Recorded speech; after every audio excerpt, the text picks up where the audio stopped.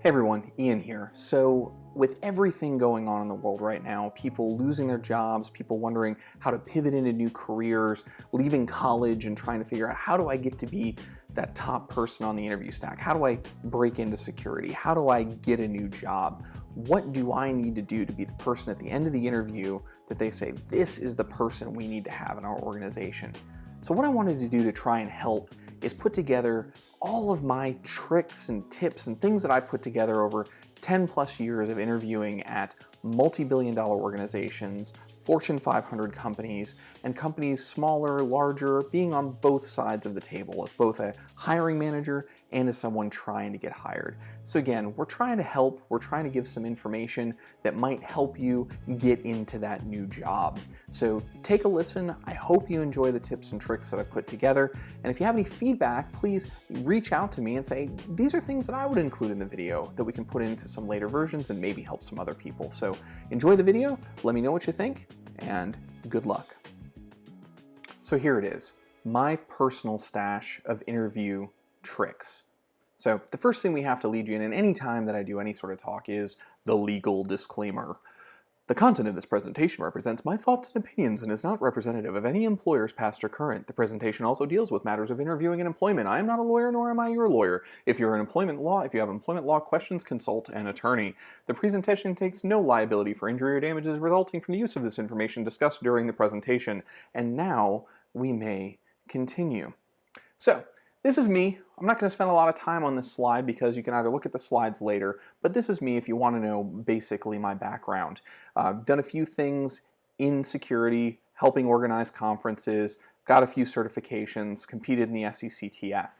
But that's not why I'm here to talk to you today. The reason I'm here to talk to you today is because I've got a lot of experience interviewing for jobs at large organizations where I've been fairly successful getting hired.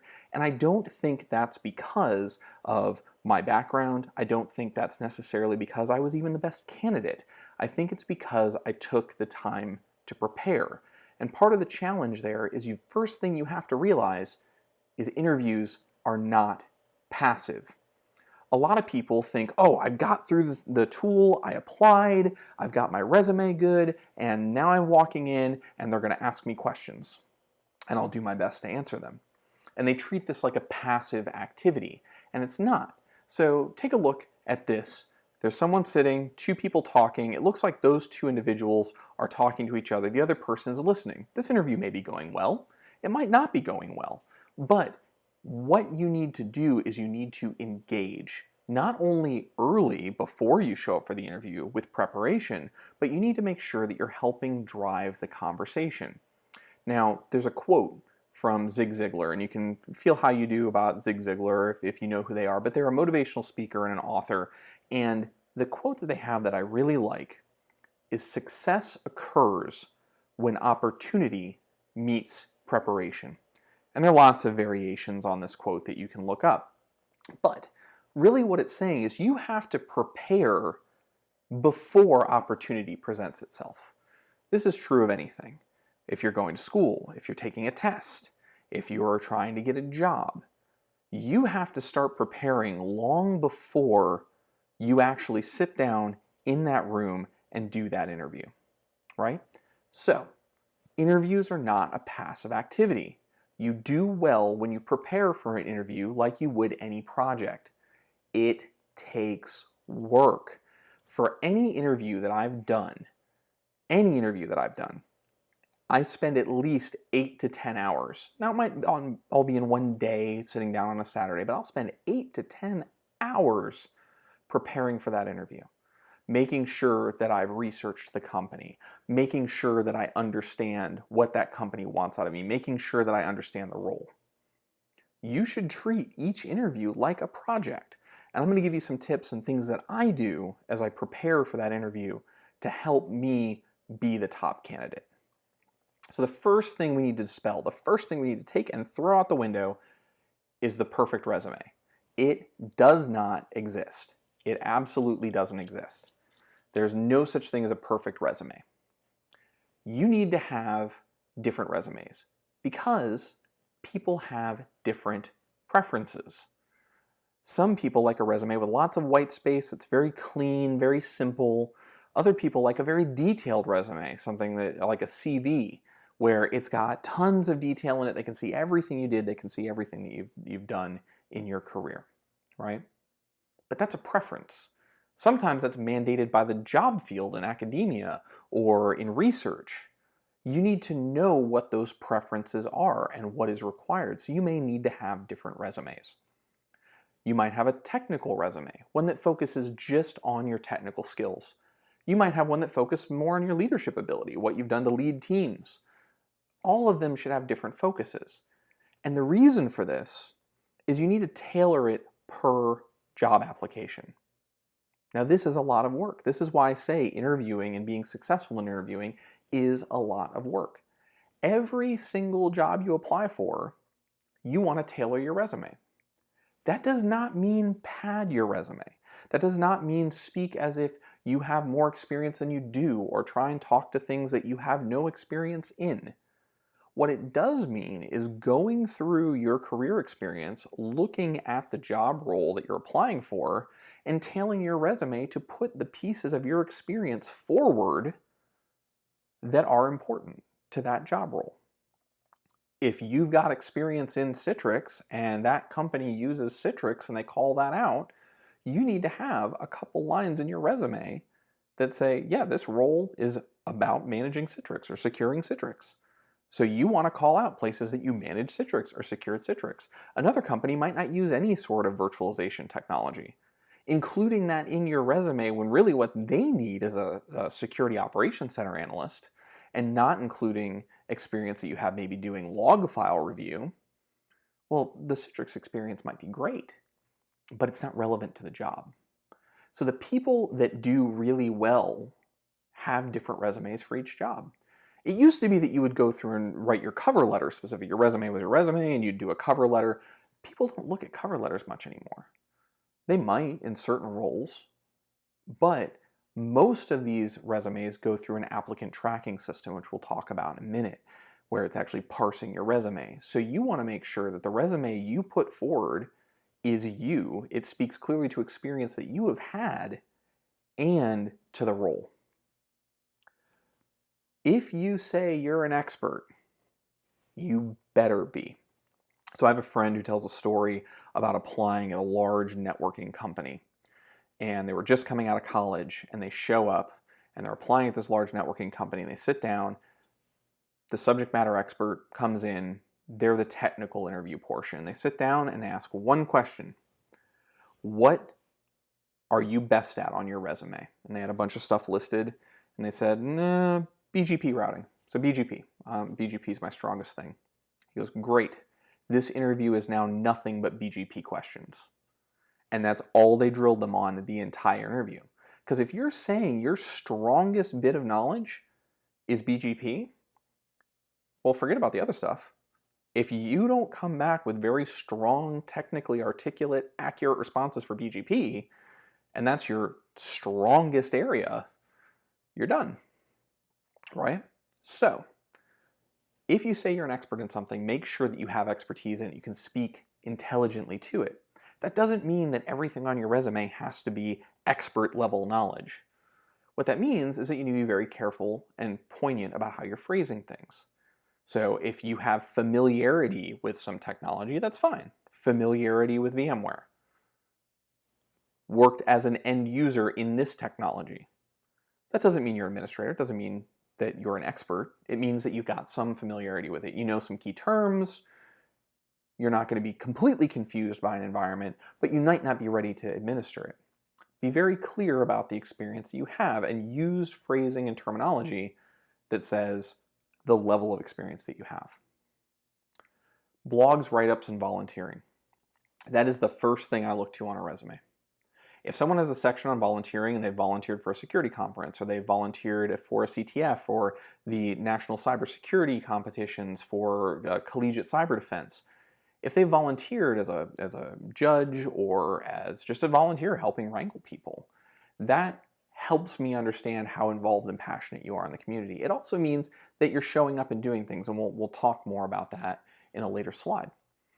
If I see write-ups, blogs, I'm going to read those because I want to go through and see your writing style. I want to go through and see how you describe technical issues. All the bullet points you have there are great. But if you've written a quick blog post on WordPress or a Medium or something like that about how you solved a CTF challenge, that's what I'm going to go look at. I want to see how you specifically talk about problems. Then there are things called ATS scanners. They're free ones or paid ones depending on where you are in your career and the kind of money that you have to devote to this. Maybe you use a free one, maybe you use a paid one, maybe you use a mixture of both.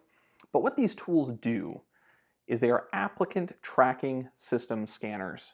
And what they do is they take your resume and parse it, and they try and give you feedback. If you're submitting this to Brass Ring or you're submitting this to some other applicant tracking tool, this is how the tool will see your resume. They'll see you strong in this technology, they'll see you've got experience here, and that will help you refine your resume to say, okay, if this is a technical resume where I really want to make it clear that I'm a very good SOC analyst, and it's coming back saying that I'm a VMware administrator, or it's coming back saying that my technical skills are fairly strong in networking, well, let me go back and see what I need to tweak and tune to make sure that my resume is getting to the right people for the right roles. This is how you break through that firewall. You actually have to do some engineering there. Again, this doesn't mean padding your resume. What it does mean is tailoring it and tuning it so it reflects you accurately and so systems understand that accurate reflection. So I have a rule with some exceptions. 10 years of experience, 2 pages, and of course with exceptions. So what do I mean by that? I don't include more than the last 10 years of experience in my resume. Because frankly, if you work in a technology field, what you did 20 years ago, hey, I administered Windows NT, that's great. And that's helpful. And there are some places in the market right now that are looking for COBOL engineers. So this is one of those things, COBOL developers. Those are some of those exceptions. But those are exceptions where you say, I'm going to tailor my resume because I am looking to work in COBOL and there are people who need COBOL, so I'm going to tailor my resume. That's the exception. In general, your last 10 years of experience in a technical field is about as far back as you want to go. Unless you've got one of those exceptions or you've got something monumental. You did a DEF CON talk. You did a Black Hat talk. You have a named CVE that you discovered. Things that are real game changers in your career. Yeah, if it's more than 10 years old, absolutely. You received your PhD and this was your doctoral thesis. Yeah, I don't care if that's 20 years ago. That goes on your resume.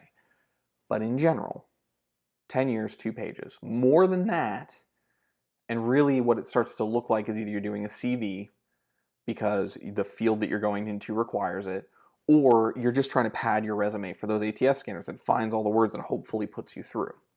I would rather see a 2-page resume with tight verbiage specifically tailored to the job I'm trying to hire for than a 5-page resume where I've got to sort through it and be like, well, this line here seems to apply and 5 years ago they did this that seems to apply to the role. This is why you tailor your resume. And then of course do resume review.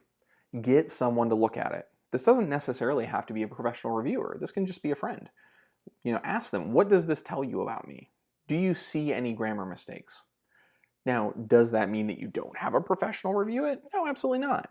You should have as many people review your resume as possible. Anyone you can get to do it for free, anyone you can get to do it paid, as long as it's within your price range.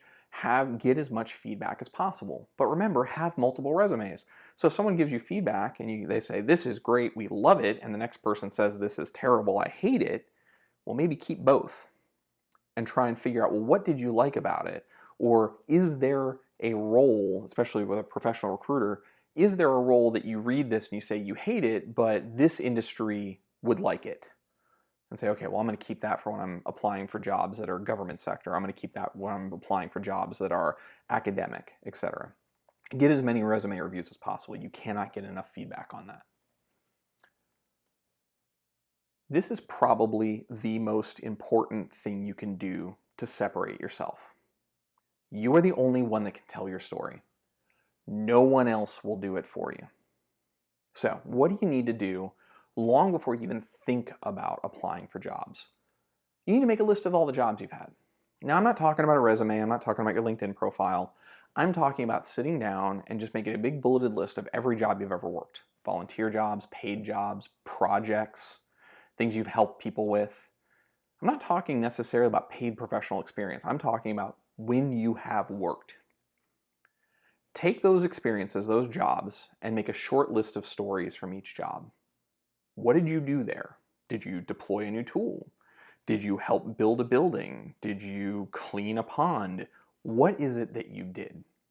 And then start putting together what the value of what you did was.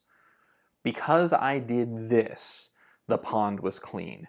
Because I worked on this project, it saved the company $1 million over 10 years. Because I did these things, positive changes happened. These can be cost savings. These can be efficiencies. These can be long-standing problems that finally got solved. You also want to capture technologies and skill sets that you used. So it doesn't necessarily have to be, this version of Windows or this version of Cisco iOS. It can be these types of tools. I used a backhoe, I used a forklift, I used a dump truck, whatever it is you use, capturing detail about that is going to be important. Because remember I said I don't go back more than 10 years. Well, what if I want to tell a story from 6 years ago in an interview?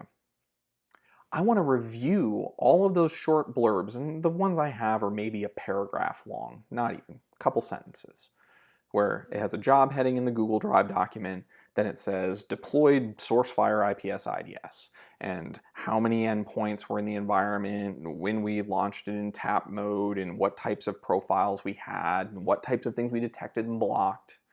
And I capture all that information. Because at the time, when I leave that job, it's still fresh in my mind. 5 to 7 years later, not as much. But I may be applying at a job that suddenly that experience and that information is relevant. And someone has told me about a time that you solved a very complicated technical problem where you had to integrate with legacy technology. And I'll go, well, there was that one time I did the SourceFire IPS, but man, I don't remember much about it. And you're racking your brain during the interview trying to remember it.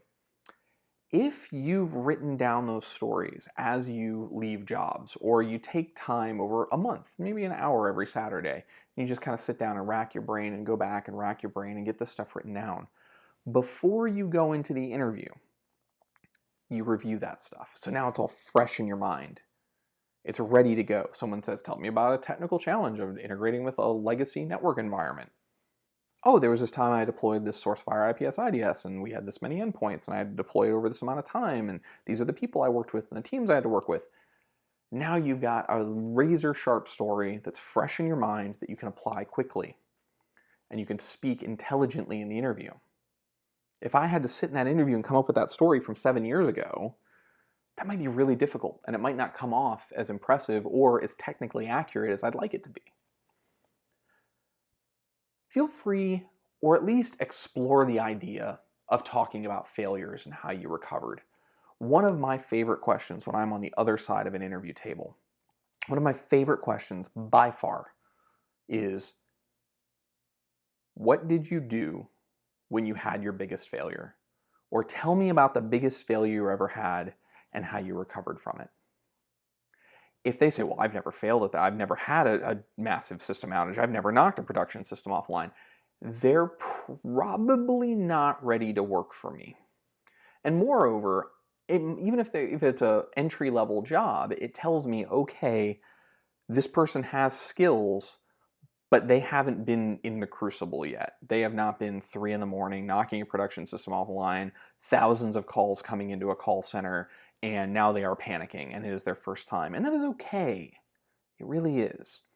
But it will tell me when I hire that new analyst, when I hire that person new and green to the job, it will tell me, all right, are they ready to be thrown at really senior level tasks, or are they going to be a junior person that I really want by a steady hand, someone who's been in the forge, been in the fire, and can help guide them? Now is the time for I balanced with we. We are trained over and over and over again when we talk about work we've done as a team that there's no I in team. It was a we effort. It was a team effort. And believe me, that is 100% true. There are very, very few things you will ever do in life that you did completely by yourself. Even if you stepped up to the plate, even if you hit the home run during the World Series, there is a massive line of coaches and teachers and instructors and parents that helped you develop the skills that allowed you to execute individually. Bar none. You did it. That's fine. But there are lots of people that helped you get there. But now is the time for I. When you are in an interview and you are trying to tell people why you are the right person for the job, now is the time that it is all about you. Now you have to balance that with we. People want to know what you did to help the company. So in a project, I deployed a SourceFire IPS IDS. I configured the policies and rules. I worked with the network team and we deployed that in the data center through a series of change controls and tested it with the existing network technology. That showed that you're a team player and that you know how to work with people to get a job and a project done, but it specifically told them what you were responsible for.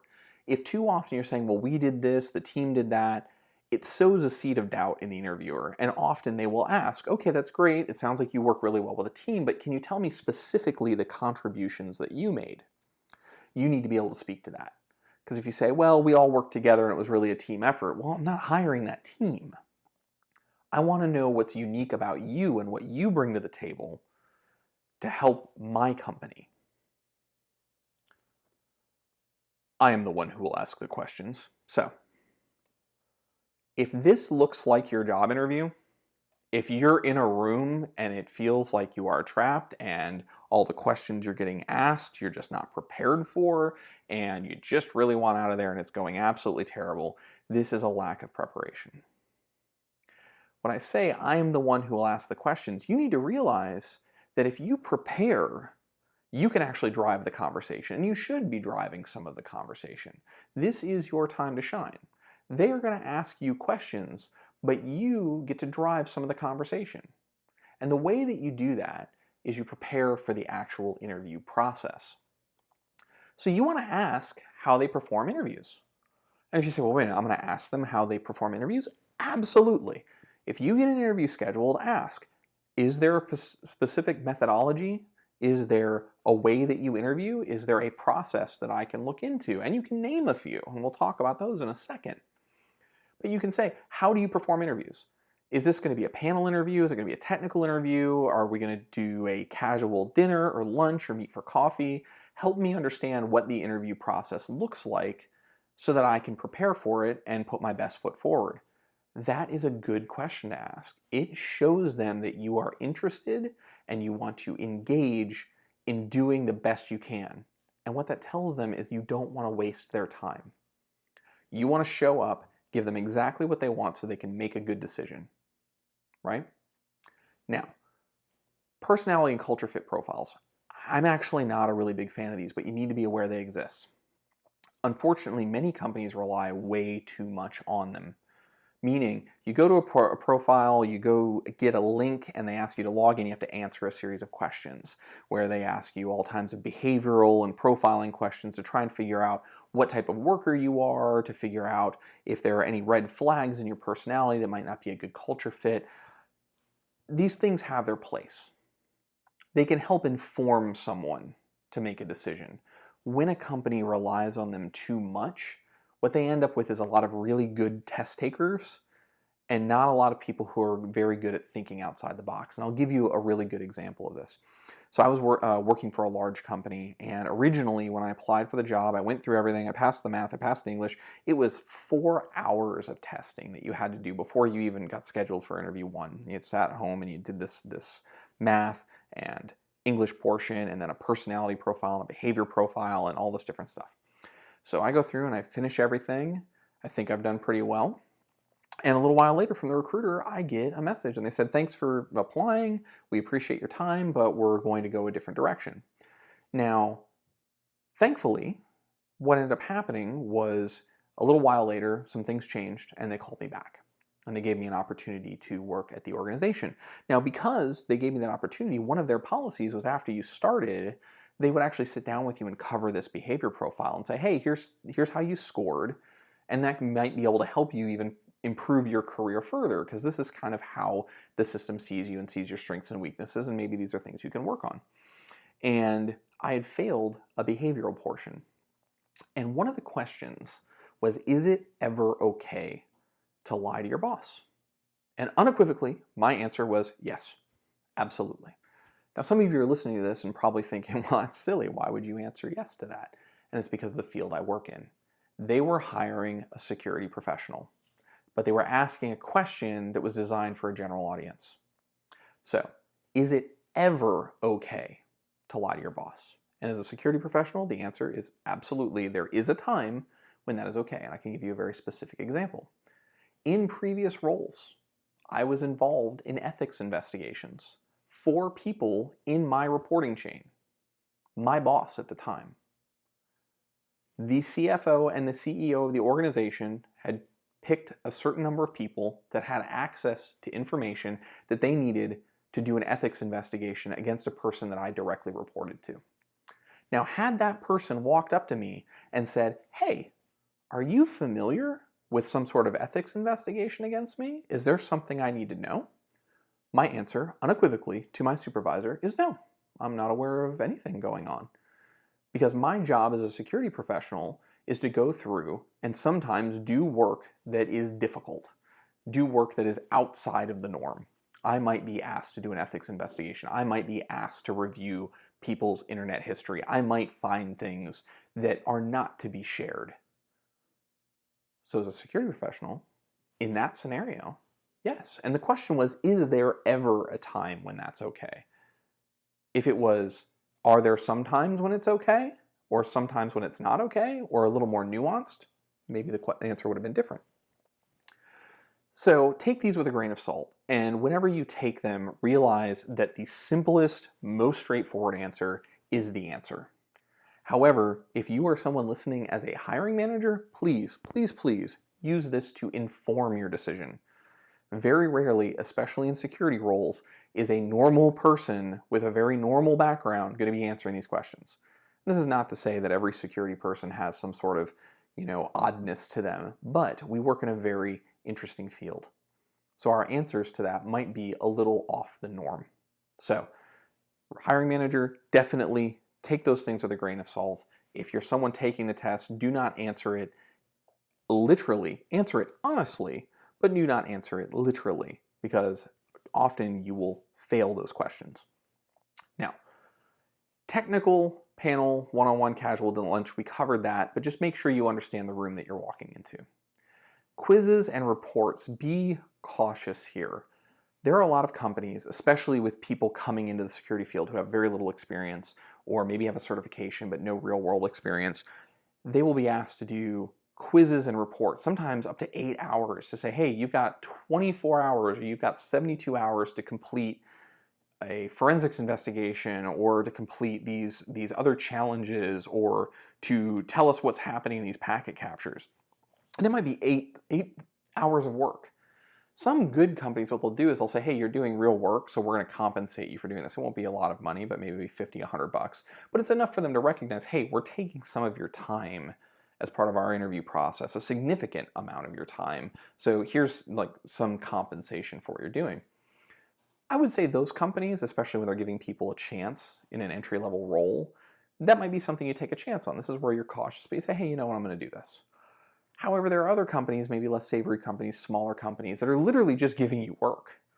They're saying, great, sign this NDA, perfect, and now go ahead and write a report on this, or analyze this packet capture. And it's not a specially designed packet capture. It's literally work that they're going to bill a client for. And they might take people, or take advantage of people that way. It's not something that happens often, but it's something that you should really be aware of. Extraneous interview processes like that, unless you are going for a major role or you are an entry level, it's really two ends of the extreme. The higher up you go, probably the more interviewing you're going to do.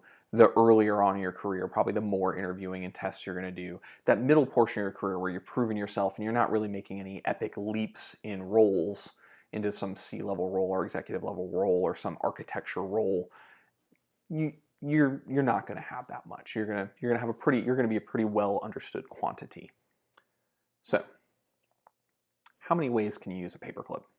This is one of those Google interview questions, and it's not to say that you should gird yourself against every esoteric question that some interviewer might throw at you.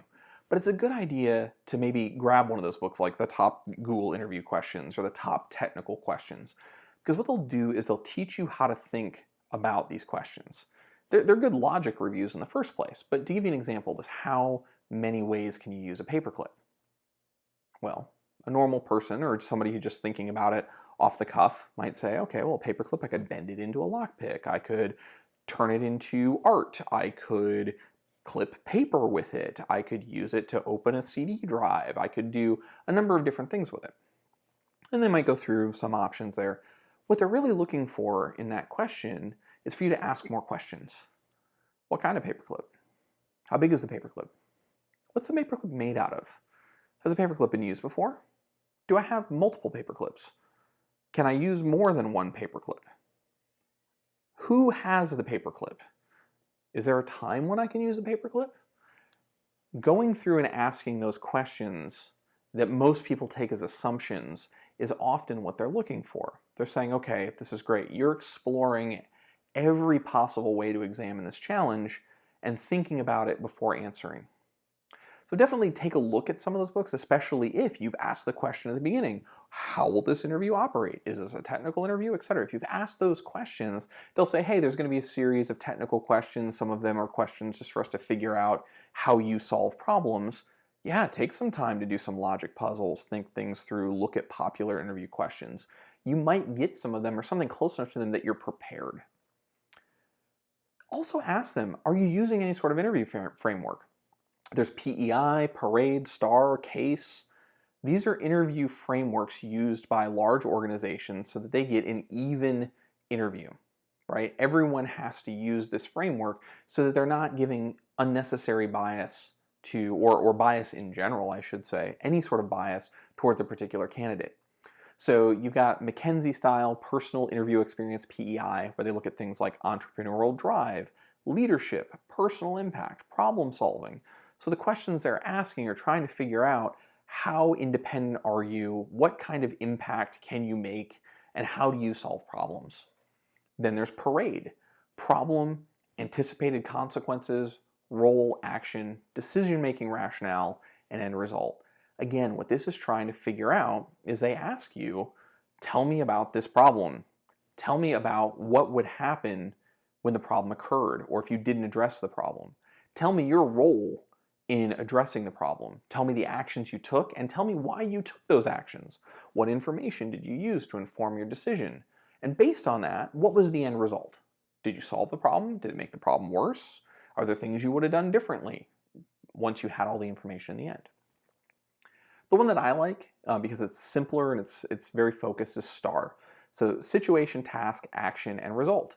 All the questions are phrased to say, tell me about the biggest technical challenge you solved, and your responses should always be phrased in the STAR format. This is why it's important to practice these things. Because if you walk in, you've never heard of this, and now you're trying to articulate what you're trying to convey to them in a specific format to say, well, the situation was we had some failures on a SAN, and the task was I was assigned to figure out what the failures were. And the actions I took were to review all the log files, and what I found as a result was we had some I/O contention on a specific LUN that was actually shared across a number of systems, and once we were able to remove that contention, it resolved the issue. I gave you the situation, the task, the action, the result. I also defined exactly what I did versus the team. If you do not prepare for that in advance, it's going to be very difficult to spit out that line as concisely and make sure that all the points you want to cover are there.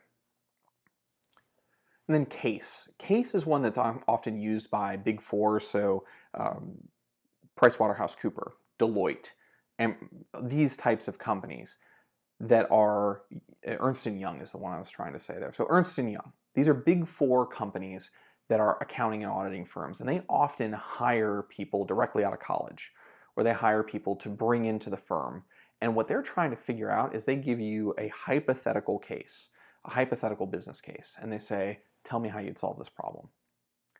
Now, you can look up case interview tactics and case interview methods. And with any of these, I'd suggest that you look them up and read about them.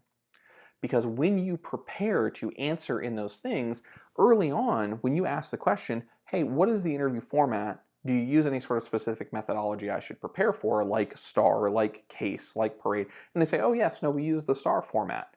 Great. Then you go back, you review all those stories that you had, and you start writing up, you start making them in the STAR format. How would I answer this in the STAR format? How would I answer this in the STAR format?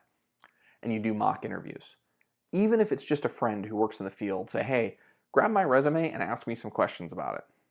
Just ask me some questions so that I can tell you about the points on my resume, so that I can get used to doing that.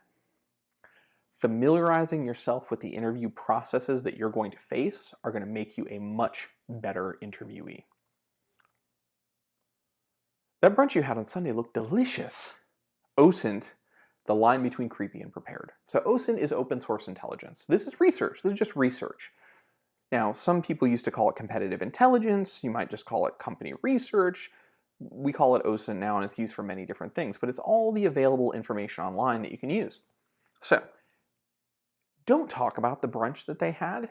Hey, I saw you on Instagram and you and your family were out and I saw you had a lovely brioche and it looked delicious. Why are you looking at my Instagram? Who are you? That will come off very bad in most cases. Now, if they bring it up, and they say, hey, I had a lovely brunch the other day, and you happen to have details on it, and you can say, oh, well, that's lovely, where did you go? That can actually be kind of interesting on the other side, in that you know how much detail they're willing to give you because you already know it. But you should really, really avoid that. Because unless you are particularly skilled at interviewing, you're probably going to come off very, very creepy. So let me tell you the things you should look at when you're actually doing Osen research on a company. If it's on LinkedIn, it's probably okay. LinkedIn is a professional networking website. The people that put information on there are talking about their jobs, or at least they should be, right? So if you're talking to them about a job at their company, about their background, how they got there, what they like about the company, using information that's on LinkedIn should be absolutely okay. And yes, let them see you looking. You do not need to have a sock puppet account or use somebody else's account because you don't want them to see, this person looked at your profile. I want you to see that I looked at your LinkedIn profile. I want every person in the interview or on the list of people interviewing me to see that I looked at their profile. I want them to see that I looked at their profile maybe 3 days before the interview. I want them to get that alert if they're on LinkedIn a lot. If they see that alert at 2 in the morning the day before the interview, that looks a little weird, like you're cramming, you're rushing. 3 days before the interview? All right. You're giving yourself enough time, you're trying to do a little research on the company, you're trying to get familiar with people, and you're looking at me on LinkedIn. Great, that's acceptable. Found on other social media, Instagram, Twitter, you've found handles for them for Facebook. No, probably not. Just avoid that in general. Just because they're oversharing doesn't mean that you should be speaking to it in an interview, even if you think it's valuable. Hey, I saw you and your family went on a vacation to Colorado. I love Colorado. My family goes out there all the time.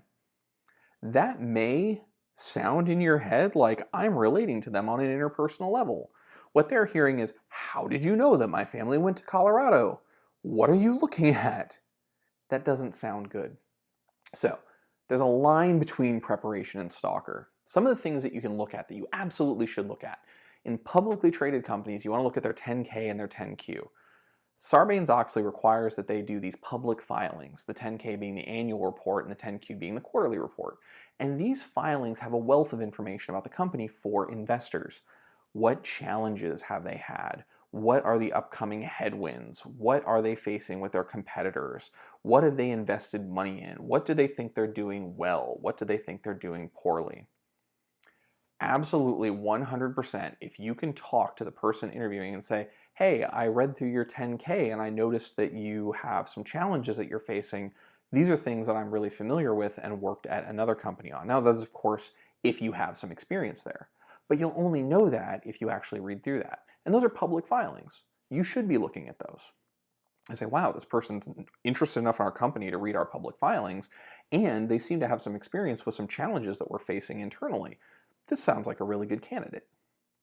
You also want to look at things if they're not publicly traded, like public relations, PR Newswire, articles and blogs. If that company has taken the time to create media, to say, hey, new product offering on a PR newswire, or articles and blogs about new services or volunteer things that they've done in the community or things that they've done to benefit the industry, you should read those.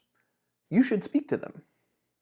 While I was preparing for the interview, I noticed that you do a lot of community service at this local food bank, and I'm really passionate about that. I actually volunteer at this food bank X amount of days a week. If that is something you do, of course, never lie about that, but if you find commonalities that draw you towards that company, you should mention it. Hey, I noticed that you're very involved in these charitable organizations with the company, and I really like that. I'd like to be more involved in that, and that's something that I would like to participate in.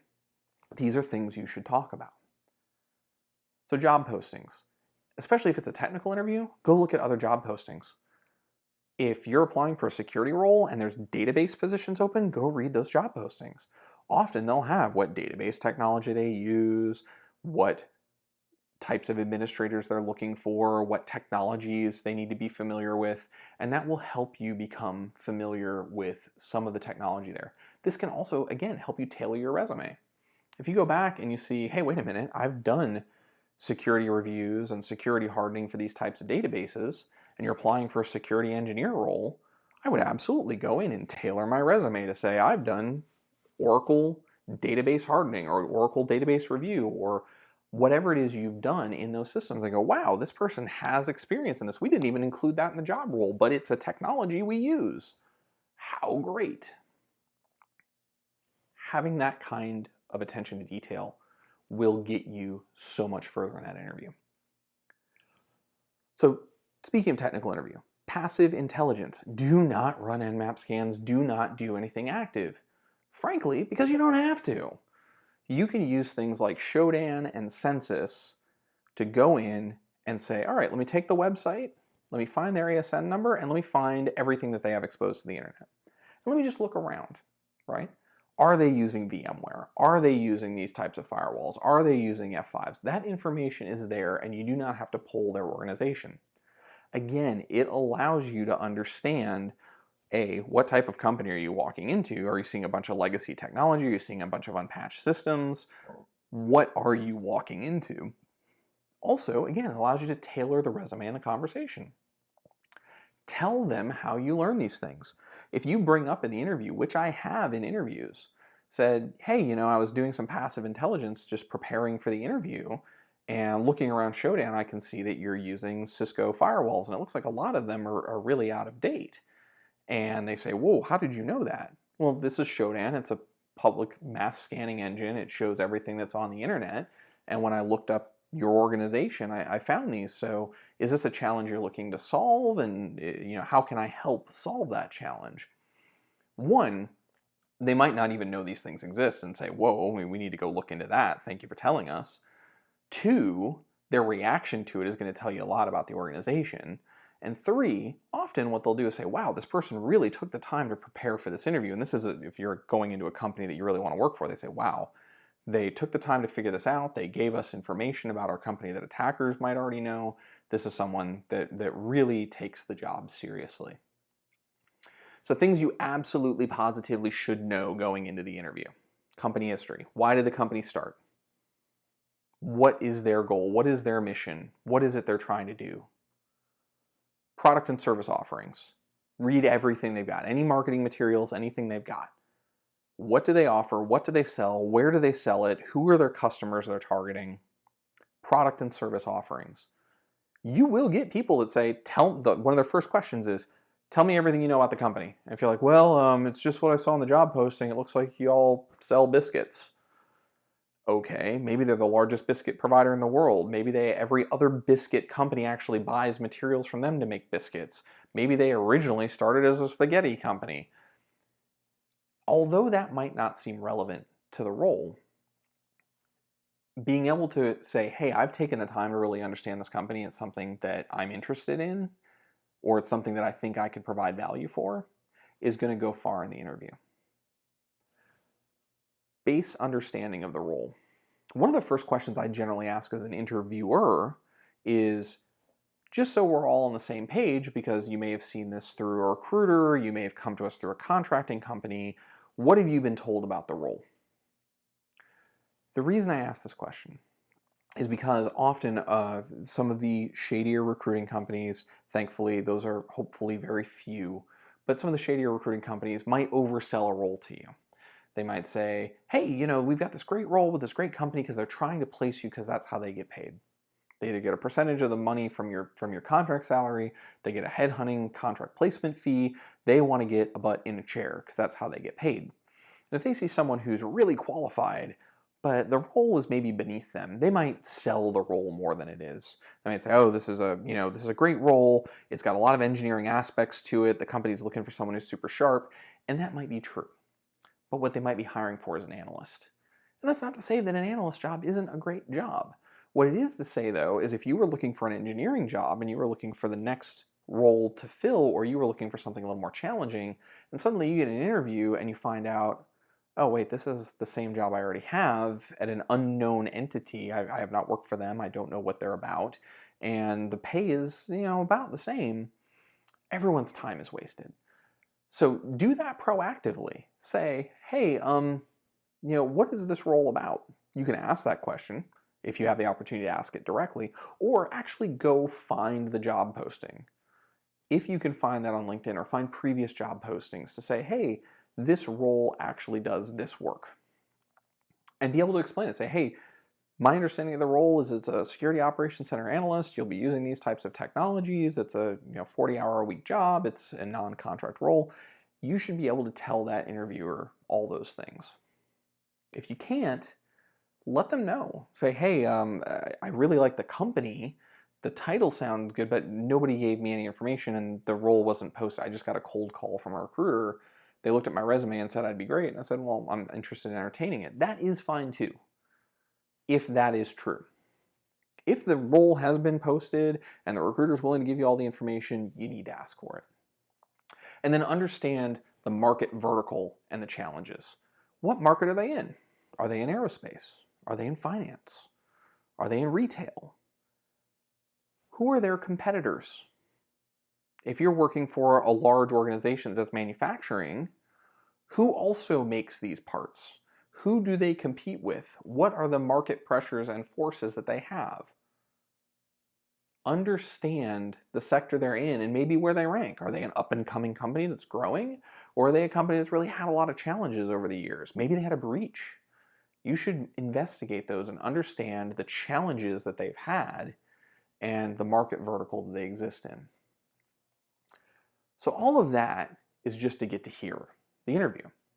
And there's three things that I basically want to cover. Points for virtual versus in-person, what to bring to an interview, and the concept of I don't know. So virtual. Prepare the area. If you're doing virtual interviews, which many of us are right now, if you're looking for jobs, prepare your area. Make sure that things that might cause distraction are removed. Remove clutter. Try and have backgrounds that are simple, normal, clean, tidy, etc. What is behind you can actually distract the person trying to focus on you. It also says a lot about you. Generally, when you go to an in-person interview, you're just presenting yourself. You're going to a foreign environment. Now you've got a camera on. Pay attention to what other people are seeing behind you. Actually take a look around. Maybe go through and have a friend connect through your camera and say, hey, when you see this background, what do you think? When I say background, I don't necessarily mean a virtual background or something like that, but if you're actually using just your room or your office or your bedroom or whatever it is, maybe go through and check your camera angles. Is there a position that I can put this in that doesn't show the mess in the corner, that doesn't show my bed, that doesn't show some sort of other distraction?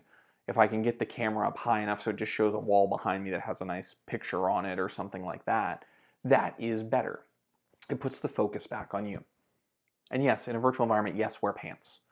As I speak now, I am wearing pants. You cannot see me, but I am still wearing pants. And the reason for that is if you're doing a virtual interview, you try and control distractions, but if something happens that you need to get up, you say, I'm sorry, there's somebody at my door, let me go let them know I'm on an interview. Would that be okay if I come back? If they're pounding on the door, knocking on the door, that's not something you can control. But now, if you're wearing your SpongeBob pajama pants with a dress shirt or a nice blouse, you got a problem, because you're going to get up and they're going to go, oh, you're not taking this interview seriously.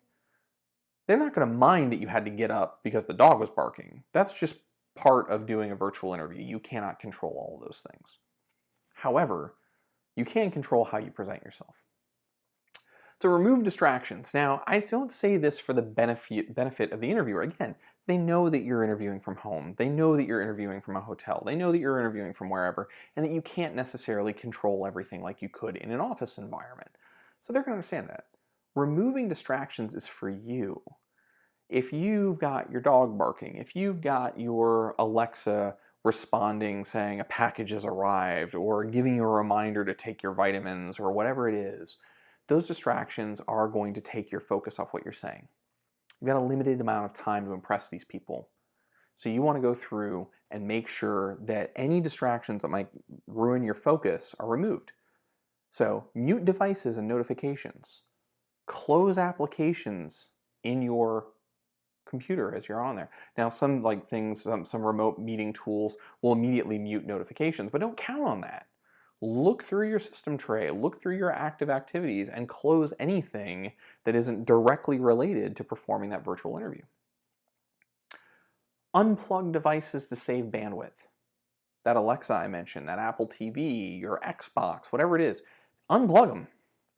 You don't want them downloading some massive update while you're trying to have, good, clear audio and video. You want to try and remove those things. Plus, they're going to make noise. Maybe you get, like I said, an update on your Alexa, or maybe your Ring doorbell actually goes through and says someone's at the door, and you don't need that right now. Right now, you want to be focused on the interview, so just disconnect them.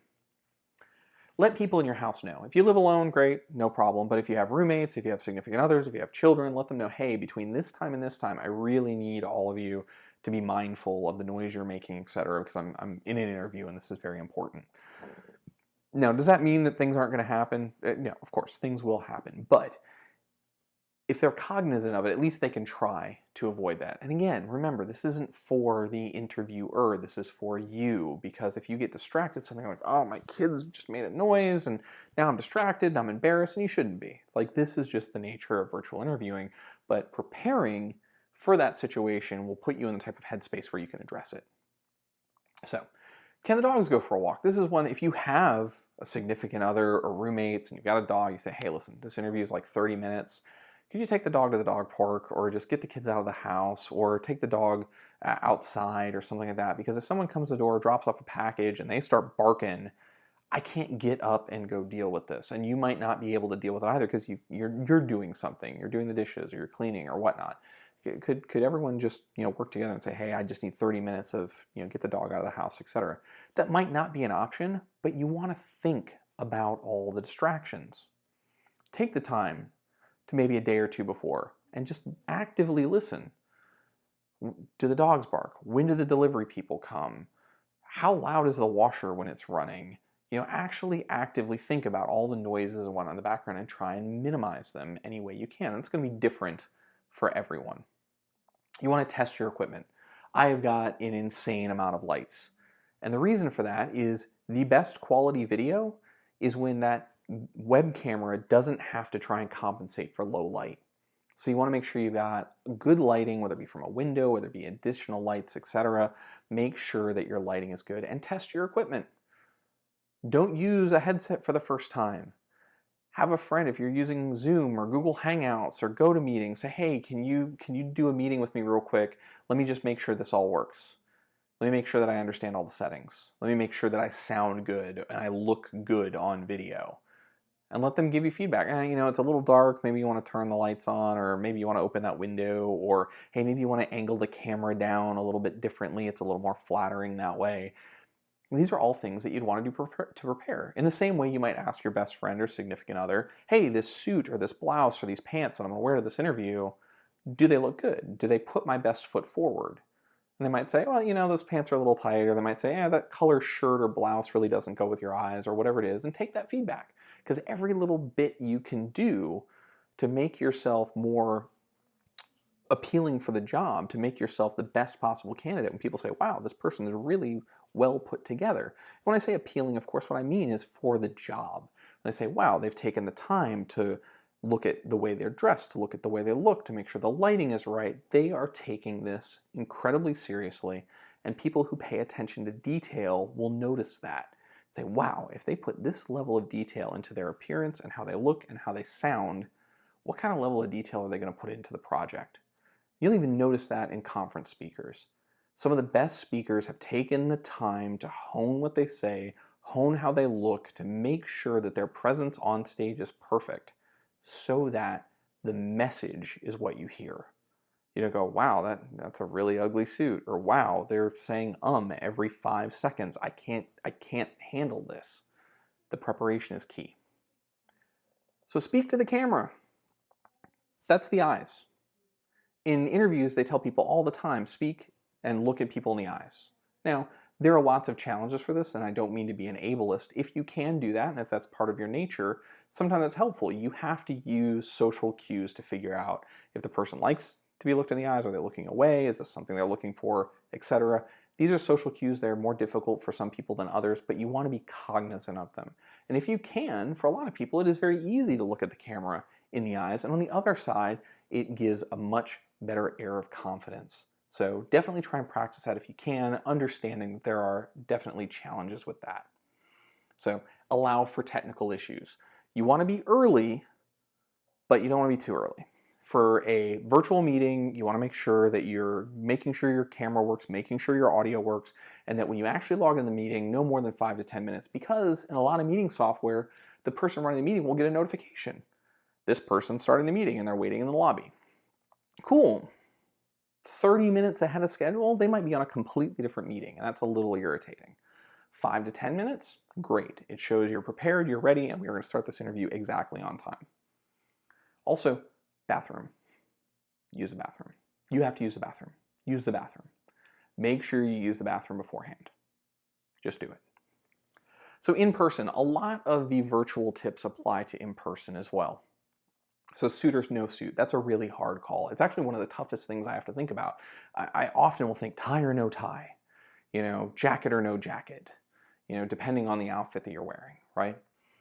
This applies to men or women, or people who don't identify as either. This applies to anyone.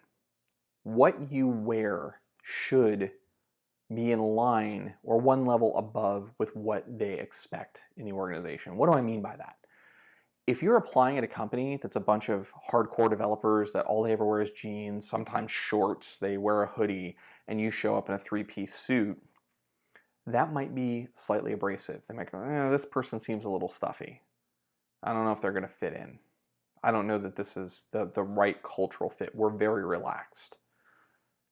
That same interview, if you showed up in a nice pair of jeans, you throw on a jacket, maybe a dress shirt, you go through and you don't have a tie on, you go, okay, this is dressed up. You're taking the interview seriously, etc.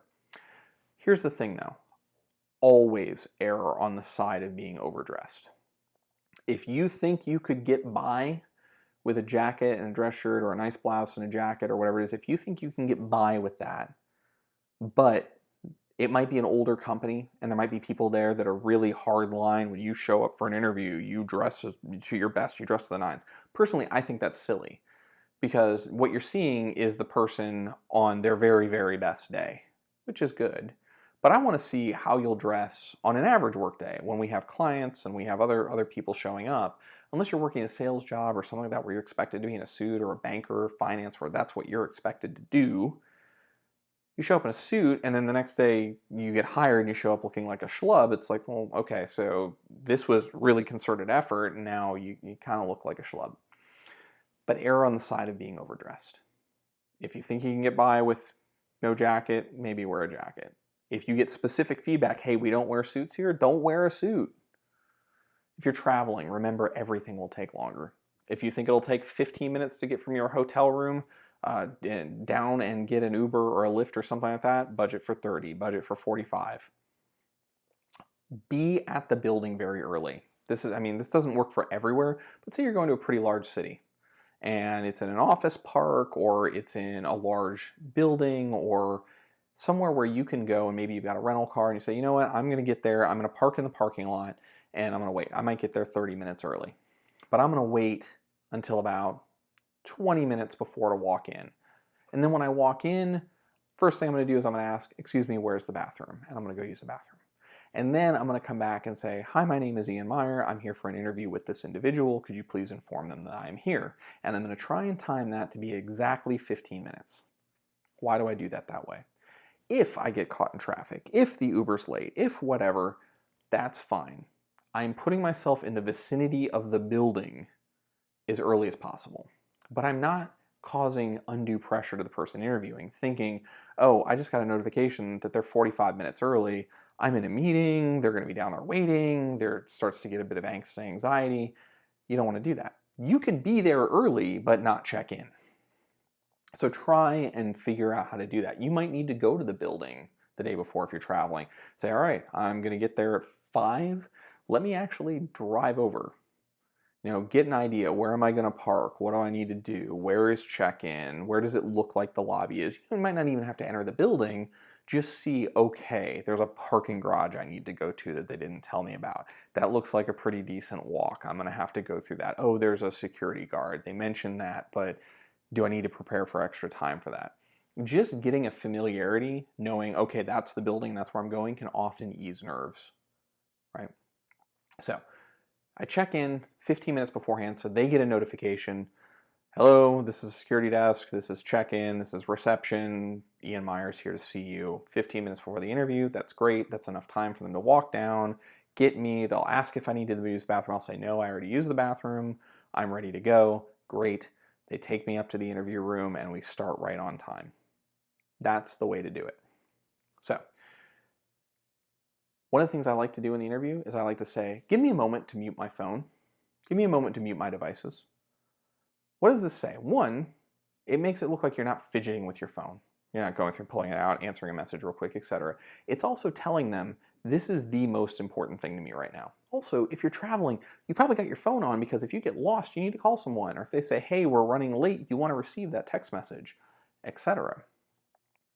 Give me a moment to mute my devices says, hey, let's take a pause here for a second. I'm going to mute my phone because this conversation we're about to have is the most important thing I'm doing. And don't forget your watch. Many of you have an Apple Watch or Samsung Gear or some other form of smartwatch that can actually receive phone calls. When your phone is muted, that device might not mute as well. So suddenly your phone on your watch is vibrating and you're trying to mute it and you're getting distracted. Remember, removing distractions is more about keeping your focus than the person interviewing's focus. So what should I bring to an interview? Pen and paper.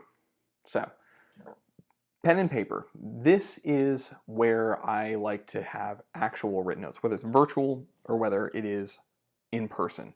Have a pen and paper. I like these binders here.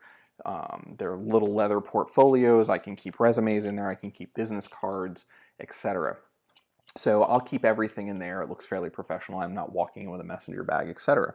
Something that might need to go through security, whatnot. Mints for a dry mouth, right? So if you're talking a lot, you might want to have a mint. You might want to have one right before you go into the interview, something to make sure that your mouth is wet, that you're ready to talk, and that your breath is nice. It's generally a good idea. Going back to the notes though, you might be doing this virtually, and you might say, oh, that's great. I'm going to keep one note up and I'm going to type, or I'm going to make some notes in Notepad. You can even tell them, hey, I'm going to be taking notes about the interview. If you see me typing, that's fine, and they can believe you, just don't do it. Get out a pen and paper and actually write. Because even though you're saying, hey, I'm taking notes, they don't know if you're chatting with friends, if you're getting questions answered from a stranger. You're saying, hey, they just asked me this technical question and I don't know it. You know, tell me what this type of BGP route is or whatever. It sows doubt. Remove it. Take notes though, because it shows your interest, and also do them on paper. So, water bottle. I always like to have a water bottle with me, right? Just a regular little small plastic water bottle. And there's a couple reasons for that. Now you can say, oh, environmental impact, I want to bring my Hydro Flask with me. Sure, fine, totally agree with that. But let's say you have to go through security. Let's say it's a government facility. You get up there, you get your $30, $40 Hydro Flask, and they go, oh, you can't bring that into the building. Well, now you got a problem you got to deal with. Well, I got to leave this with you. Can I take it with me? Do I need to take it back to my car? What do I need to do with this? Often they'll say, no, you got to take it back to your car. And now you've made yourself late for the interview. Plastic water bottle? Oh, okay, I guess I can't have this. Throw it away. Now again, not the best thing for the environment, but right now your goal is the interview. Now, if you get into the room though, and they don't have water, most good interviews or good interviewers will have water, offer you coffee, offer you something to make you feel more comfortable, to help because you're going to be talking a lot. But let's say they don't. Let's say they'd say, oh, I'm sorry, we ran out of bottles of water. Terribly sorry. Well, now you've got your own. You say, oh, no problem, I brought my own. I was, just make sure that I've always got a bottle of water with me. That's great. Don't use soda. Don't bring a bottle of Coke. Don't bring a bottle of whatever. One, you don't want the caffeine, right? Caffeinate early in the morning. Get your caffeine to you. Make sure you're, on the coming down side, so you're not talking like a maniac. And then also, frankly, you don't want to burp. You don't want that gas. You don't want that carbonation, right? You want to feel comfortable and ready, and water is the right thing for that. So, your resume. Copies on good paper. Good paper. Not just whatever paper that's spit out of the printer, whatever you got for $5 at Office Depot. Go get good bonded cotton paper with a watermark, etc. And you're going to say, that's silly. People don't even use paper resumes anymore. You know what? Fine. You're probably not wrong. But if you're in an in-person interview and you walk in and you open your little leather binder or you have your stack of resumes and say, oh, just in case you didn't have it, here's a copy of my resume. Does anyone need one? Now, often they'll already have it printed. But the ones that don't, or they say, oh yeah, no, could you give me a copy? And you give them that piece of paper and they feel it and they touch it and it has a different texture and it feels more luxurious. It feels different. That makes an imprint on them. They remember that resume. They remember you. Say, wow, they had really nice paper. It's a silly thing, but really you're trying to make sure that you are the foremost person in your mind, and any way that you can imprint that, you take advantage of. If it's virtual, have a link. Say, hey, I've got my personal blog and my resume is there, or hey, here's the PDF if you need it. Have it quickly available for them. But the most important thing you can bring is questions. At the end of the interview, when they say, great, you've done, we're done here, I think we have everything we need, what questions do you have for us? If you say, well, nothing really, or you've answered everything, maybe they have. Maybe you're satisfied. But you should have questions to ask. Some of those questions that I like are, what can I do to help the company be successful on day one? When I show up on day one, what's the first thing I should be doing to make sure the company is successful? What about day 90? So I've been here for a while. What's going to be expected of me to help the company?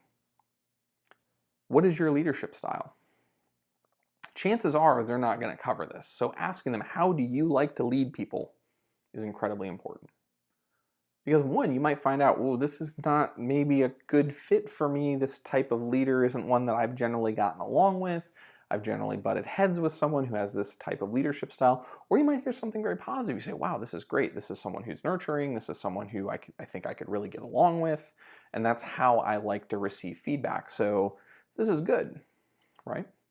Then we'll tell them about you as well. Because if you're asking that question, it means that you're trying to figure out if you're going to be a good fit for the team. What traits do you like about your most effective team member? I love this question. Because they've probably got someone, they don't have to say who, they could say, yeah, no, especially in a one-on-one interview, I have this analyst, they're great, and this is why I like them. They do this type of research, they're competing in these CTFs, or when I ask them for an email, it's very short, they give me only what I need. They will give you details, say, okay, great, this is how they like to communicate. So when I show up on day one and they ask me a question, I don't give them a 4-page response. I say, hey, here's the 4 bullets you need to know, and if you want to have further discussion, let me know. And they go, man, this is great. This is exactly what I wanted. I didn't have to get the 4-page email at first and then train them to send me the 4-bullet email and let me ask questions. If you could change one thing about your company, what would it be? This is great because one, there is no one that should say nothing. One, that means either the company isn't growing or they haven't been there long enough to understand the challenges. There should be something. They say, oh, I'd love it if we had better revenue. I'd love it if we could break into the Asian market. I'd love it if we could overtake this competitor because we've been second for so long. I'd love it if the new product offering included these types of services and features. That should tell you a lot about the organization. If they say, well, nothing, I think it's fantastic, that's a red flag. What's the biggest problem you would like to solve? So this should tell you a lot about the company. What's the biggest problem you'd like to solve? They might come back and say, well, we've got these challenges on our team that if we could get rid of this inefficient process, it would just save us so much time. Or as an organization, we're facing a lot of market pressure and competitors coming from China and just making a cheaper, faster product, and we really need to figure out how to address that. This is really valuable information. Is this role backfill or a new position? So this is really great to think about, right? Is this role backfill or a new position? If it is backfill, ask why. Okay, well, what happened? Well, what happened to the last person? Did they leave? Did they find another job? It is okay to ask these questions. Now, they might not be able to tell you. Maybe they left because of a medical emergency. Maybe they left because of family strife or issues. That's not your business. But they might say, well, no, it's backfill. Unfortunately, the last person didn't work out. Okay. This should set off questions in your head. Is this role one that I'm walking into a lot of problems? Have there been a lot of bridges burnt? Am I going to have to rebuild relationships? And again, it is okay to ask, can you share what didn't work out? And let them know your feelings on it. Say, the reason I ask is because I really want to know, am I coming into this role with a lot of relationships that might need to be repaired or issues that might need to be fixed? And it's okay to know that. And if they say, yeah, no, this is honestly, you're going to have a lot of challenges and we need someone who's really technically capable and someone who can really work with people, this later, when you get to your negotiation, should inform how you ask for money. Hey, I'm coming into this role and my understanding is there's a lot of technical challenges and the last person had a lot of real problems and it's left a lot of issues and bad taste in people's mouths that I'm going to need to overcome. And I think that's going to, in the first 90 days to 6 months, going to require a lot of extra work. So I believe that I need to be compensated a little differently than maybe the original offer. If it's a new position, great. Why is it a new position? Was there a breach? Was there a major malfunction of a system? Is it growth? Hey, no, this is great. We've got 4 really awesome SOC analysts and we need a 5th because our company just opened 200 new locations. Cool. That's a really great position to be in. You've got a strong team that you can learn from. It's a company that's growing. This is great news. And then company-related question based on research. All that research you did on the company, ask those questions. If it didn't come up, hey, I read through your 10K and it seems like one of the biggest challenges you have is manufacturing supply chain. Can you tell me a little bit about that and how it impacts security, how it impacts my role, what I can do to help with that, if anything? This lets them know, if it didn't come up previously, that you are interested in the company and you are interested in solving their problems. And again, this isn't a game you're playing. In the end, you should be interested in solving these problems and finding out what you can do for the organization. But that leads us to this problem. You're asked a question and you get this face. Oh, I haven't dealt with that before. I don't know how to answer. I'm being asked an interview question and I don't know what to do. There are 2 ways to address this. You can say, I haven't dealt with this problem before, but it sounds like a similar problem. So remember that story prep that I talked about at the beginning, where you go through and you've asked them what kind of interview format is it, and you've gone through and you've, over the course of years or months or whatever, you've created that Google Doc or however you want to keep it of all that job experience, detailed experience that you wouldn't necessarily put on your resume.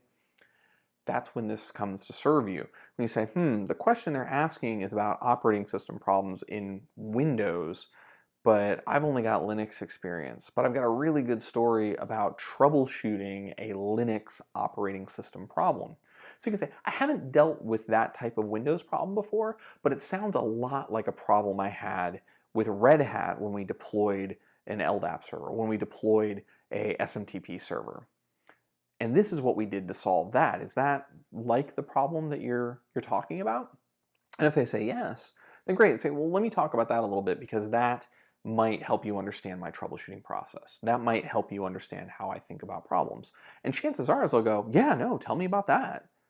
Because they didn't think to ask you a question about Red Hat, but what they were really looking for is how did you troubleshoot a problem, right? The other thing you can say, if you really don't have anything and you just don't know, you can say, I don't know, but I'll find out and I'll get back to you. Now, here's the thing. When you do that, when you pull that card, you better follow up because it will be your biggest advantage. So you can do things like thank you cards or email. I keep a stack of thank you cards that I take with me to the interview. And I try to find out in advance from the recruiter, from the hiring manager, who all is going to be in my interview. And do they report to the same location that I'm going to if this is an in-person interview? It's a virtual interview. Say, who can I send thank you cards to? Just tell them you're going to do it. Say, hey, I'd like to send a thank you card for everyone taking the time to speak with me. What address would I send that to? And they say, hey, everyone reports to this building. You can send it here. I love these types of things, especially if it's an in-person interview. Because as soon as I leave and I go to my rental car, I go back to the hotel, I immediately sit down and previously, before even going, I've put the names on all the cards that I know I'm meeting. I've now put the address on there, which hopefully I've gotten in advance, where it's going to mail to, especially if I went there in person, I'd already know it.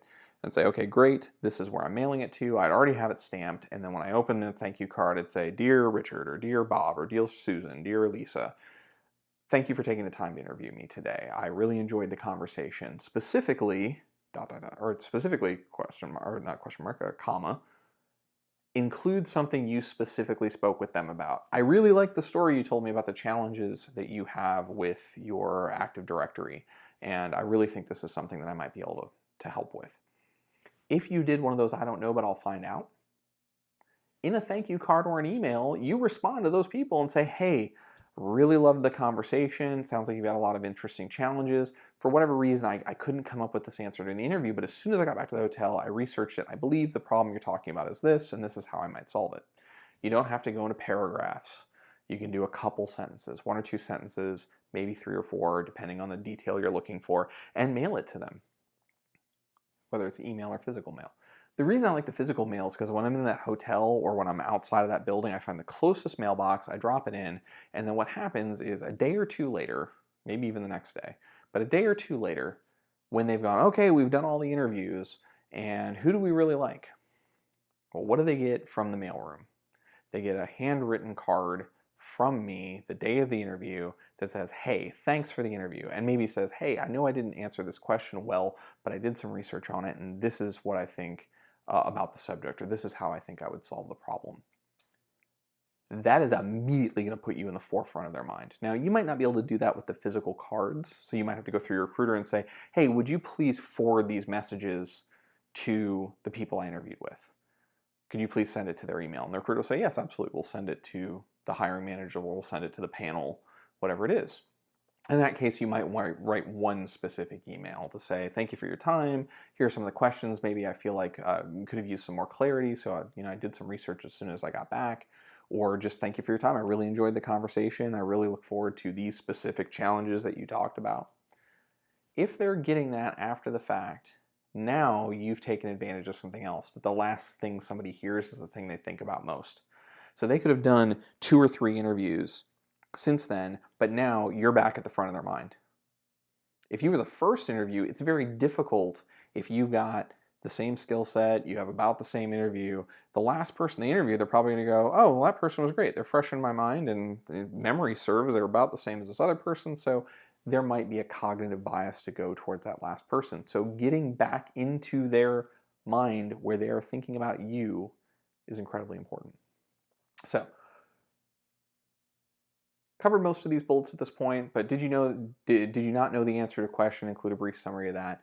Here's the summary of all of this. Don't get disheartened. Things can change. I mentioned when they called me back for this other job, and they said, okay, well, let's do a trial, let's do this, let's bring you in, even though there were some challenges with this behavior profile. Don't get disheartened. They might say in a first round, say, hey, thanks but no thanks, we're going to go with some other candidates. And they might have a top 3 candidates, and one wants more money. And they say, well, we can't afford that. The other one says, well, I need to be able to work from home 50% of the time. And they say, well, we're not really looking to entertain that. By the time they get to the third candidate, they say, hey, listen, while you all were figuring this out, I accepted another job, so I'm no longer on the market. Now they go, okay, from our second round of people that we already cut, call them back. Is there anybody available? This is a numbers game. You will have to do many, many, many interviews, which is why this is a lot of work. If you're looking for that dream job, if you're looking for that first job, you're going to have to put way more work into it and hear a lot more no's than you hear yeses. You're selling yourself. You're telling your story. So how do you sell yourself? How do you separate yourself, especially in security, right? Do CTFs. Doesn't mean you have to win them. You don't have to take first place. You can take last place and then go do a blog or a video about the one challenge you solved. So I solved this crypto challenge, and this is how I did it, and these are the tools I used, and this is where I got stuck, and this is how I overcame it. It doesn't matter if 100 other people have done that same blog post. If that is in your resume, I can go see what you learn and how you help other people learn, and what you include, and how your thought process is, and how you solve challenges and problems. Because I'm not going to go look up this CTF challenge every write-up. If you put it in your resume, I'm going to look at yours. And I'm going to say, oh wow, this person's articulate. They solved a problem. They have really thought through the challenge. They overcame where they got hung up. I want to talk to this person. Maybe you do that as a screen share. Maybe you do it as a video. Maybe you just do it as a blog write-up. What matters is what you learned from those CTFs. Of course, CTFs also help you gain new skills. There's plenty of beginner CTFs, etc. We'll talk about some of those in the last slide here that is resources in a second. Volunteering, it does not matter your skill level. There are security conferences, there are CTFs, there are collegiate competitions where they just need people to wrangle folks. They need people to bring in snacks and chips. They need people to help plug in network gear. Just being around the people that you aspire to be like, they're going to see you working, see your work ethic, and go, wow, this person's really interested. They're listening. Every so often we have a conversation. It seems like they're sharp. If you show up and help, people see the people helping and see the people working, and they give them opportunities. Also, I might know people in those areas that say, oh wow, you volunteered at this conference. I know the person who's a president of the board there. I know a person who's on the CTF panel. I know a person who does the talk reviews. Let me contact them. Hey, did this person, do volunteer work for you? Absolutely they did. They were great. Cool. I now know you have work ethic. You're willing to volunteer your time. This is a great way to show a recruiter, to show a hiring manager that you are very focused on your job, you're very focused on helping, you have an excellent work ethic, even if you don't have all the maybe necessary experience for an entry-level job. Yes, this is work experience. You should include it. So clean your social media. Now, this is an interesting challenge. You should Google yourself. You should understand what your online presence says about you. But I want you to understand this as well. Maybe this matters and maybe it doesn't. This is a gamble, right? Now, obviously, if you have offensive material in there, maybe in your youth you did some things that maybe you're not necessarily proud of, you're going to want to try and get that removed, no matter what. Now, one can argue that, what someone does in their personal life isn't necessarily their professional life, but especially as you enter a job role, anything you can do to make sure that the presence, the opinion, that what people see about you online is what you want to purvey professionally is going to help. Now, in some jobs, when you get later on, your online presence is part of what people are hiring. Maybe you get to be a voice in the community. Maybe you're someone who has an extremely specialized skill set, and you're naming names and you're calling people out, and that's what they want. A really great example of this is Tavis Normandy at Google Project Zero. He names names and he calls people out. In the middle of a Sunday, he's saying, I need to talk to someone at this company's security because you got a problem. And that's like the worst tweet to ever see if you're at that company. That's what they're hiring you for. Chances in an entry-level position that that's what they're looking for, pretty low. Later in your career, maybe. So that's why I say maybe this matters and maybe it doesn't.